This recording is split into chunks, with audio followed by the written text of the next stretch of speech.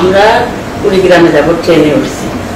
তা কাউনিয়ায় সন্ধ্যাটার সময় ট্রেনটা থামতো, তারপরে কুড়িগ্রাম যাইতো আর কি।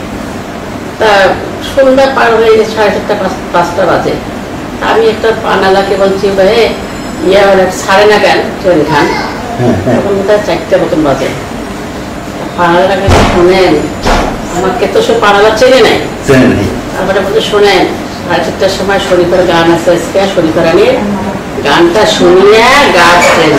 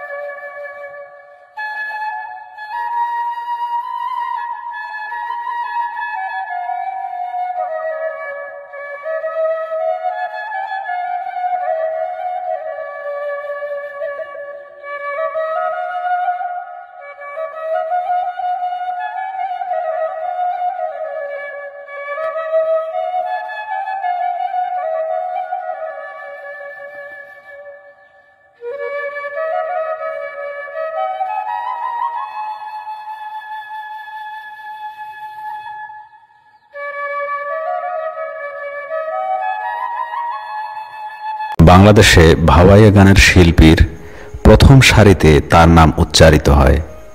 তিনি ভাওয়াইয়া গানের সাথে নিজেকে এতটাই মিশিয়েছেন যে তার সঙ্গে কথা বললেই ভাওয়াইয়া গানের আমেজ পাওয়া যায়। তার স্বাভাবিক কথাতেও পাওয়া যায় ভাওয়াইয়ার ভাব। আর সে কারণেই তার ভক্ত শ্রোতারা মনে করেন তার যেন জন্মই হয়েছে ভাওয়াইয়া গানের জন্যে। বলছি প্রখ্যাত ভাওয়াইয়া শিল্পী শরীফা রানীর কথা।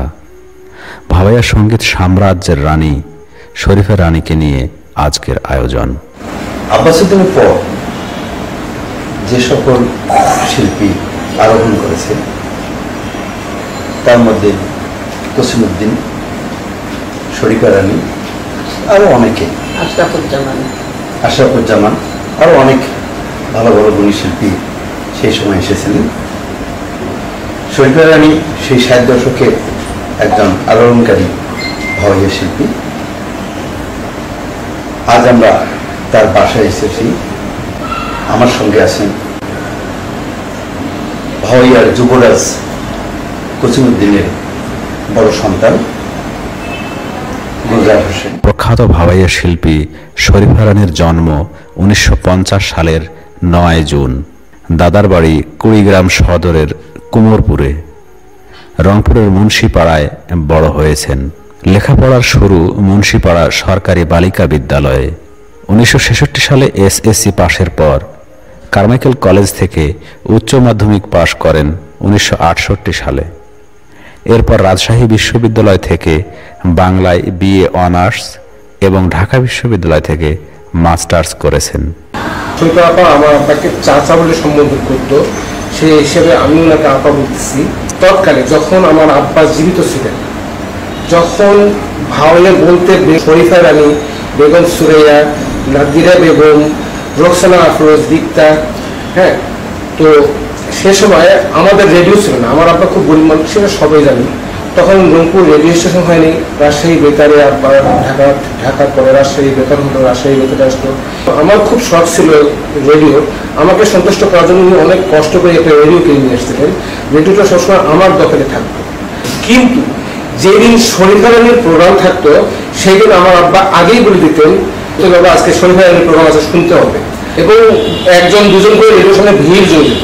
এই প্রেক্ষিতে একটা কথা বলতে চাই, কারণ আমার কাছে খুব অনেক স্মৃতির মধ্যে এটা না মনে হয় যে আমি তখন কিচ্ছু বুঝি নাই, কোনো মর্যাদা দেই নাই যে আমার কি রকম ছিলাম, আমি কত আমার দাম ছিল। আমরা কুড়িগ্রামে যাব, ট্রেনে উঠছি। তা কাউনিয়ায় সন্ধ্যাটার সময় ট্রেনটা থামতো, তারপরে কুড়িগ্রাম যাইতো আর কি। তা সন্ধ্যা পার হয়ে গেছে, 4:30-5টা বাজে। আমি একটা পানালাকে বলছি, ভাই ইয়া ছাড়ে না কেন ট্রেন খান, তখন বোধহয় 4টা মতন বাজে। পাড়ার আগে শোনেন, আমাকে তো সে পাড়ালা চেনে নাই, তারপরে বলতে শোনেন 4:30টার সময় শরীফের গান আছে, আজকে শরীফের রানীর গানটা শুনিয়ে গাছ ট্রেনছে।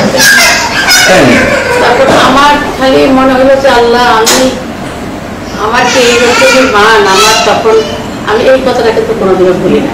আর কুড়িগ্রাম থেকে আসতেছি, নদী পার হবো, টিকিটটা না 1 আনা করে, হ্যাঁ আমি আর কি টিকিট বেশ রাস্তা দেখি, পিছনে দেখি দৌড়ি এসে আজ খাইছে রে, মাকে ধরবে।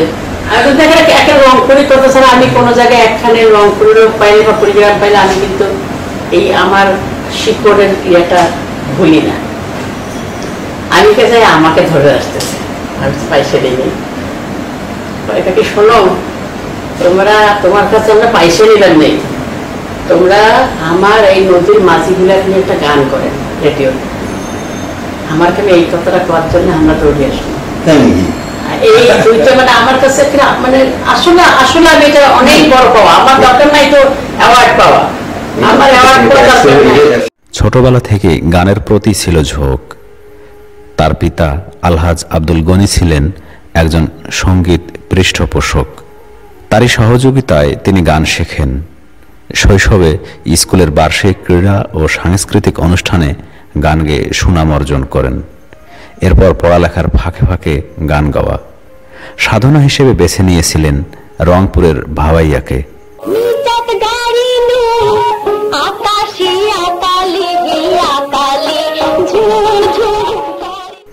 গায়কী জীবনে অর্জন করেছেন সফলতা। 1960 থেকে 1990 সাল পর্যন্ত মঞ্চ কাঁপিয়েছেন। বেতার টিভিতে নিয়মিত প্রোগ্রাম করেছেন। 1962 এবং 1967 সালে সাবেক পূর্ব পাকিস্তান আর্ট কাউন্সিল থেকে পুরস্কৃত হয়েছেন।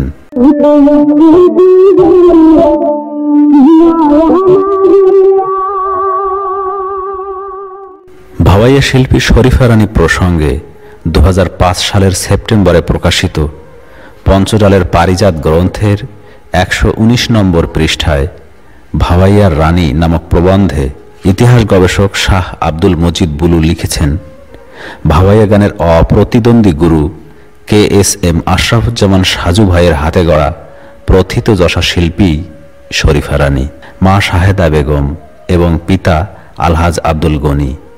পিতার উৎসাহ এবং অনুপ্রেরণায় শরীফা রানী সঙ্গীত জগতে নিজেকে সুপ্রতিষ্ঠিত করেন। 1967 সালে রাজশাহী বেতার কেন্দ্র থেকে ভাওয়াইয়া পরিবেশনের সঙ্গে সঙ্গে শরীফা রানীর নাম ছড়িয়ে পড়ে সারা পূর্ব পাকিস্তানে।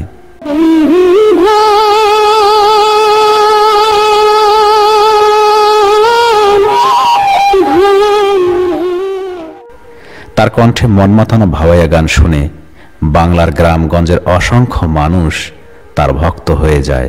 পরবর্তীকালে তিস্তাপাড়ের গান শিরোনামে রংপুর বেতার কেন্দ্র থেকে যখন ভাওয়াইয়া পরিবেশন শুরু হলো, তখন জনপ্রিয়তার শীর্ষে উঠলেন গানের রাজ্যের রানী শরীফা রানী।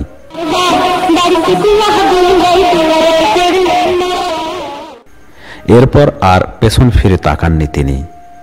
একটির পর একটি সিঁড়ি দিয়ে উপরে উঠে সারা বাংলাদেশে নামকরা ভাওয়াইয়া শিল্পী হলেন। তবে খ্যাতির স্বীকৃতি স্বর্ণপদক 1962 সালেই লাভ করেন, যখন তিনি শিশু শিল্পী ছিলেন। এরপর বহু পদক, অসংখ্য সম্মাননা পত্র এবং সংবর্ধনা পেয়েছেন তিনি।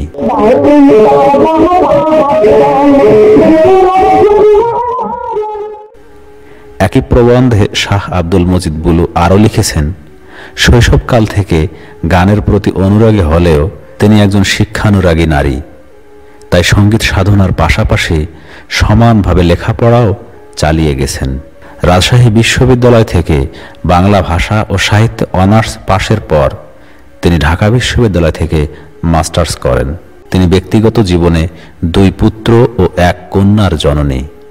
আর স্বামী TIM নুরুন্নবী পেশায় একজন প্রকৌশলী। বাংলাদেশে ভাওয়াইয়া গানের শিল্পীর প্রথম সারিতে যে কয়েকটি নাম উচ্চারিত হয়, তার মধ্যে শরীফা রানী অন্যতম।